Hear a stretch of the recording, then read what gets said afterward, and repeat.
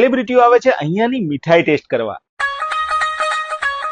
કારણ કે અહીંયાની મીઠાઈ એટલી જોરદાર છે ને કે જોઈને તમને મોઢામાં પાણી આવી જશે। આ જગ્યા છે ઉદયપુરમાં આવેલી સૌથી જૂની અને જાણીતી મીઠાઈ શોપ જગદીશ મિષ્ટાન ભંડાર, જે 1964 થી લાજવાબ મીઠાઈઓ બનાવવા માટે જાણીતું છે। અને આ દુકાન એટલી બધી પ્રખ્યાત છે ને કે જ્યારે સેલિબ્રિટીઓ ઉદયપુર આવે ને તો આ દુકાનની મીઠાઈ ખાવા માટે ચોક્કસ આવતા જ હોય છે।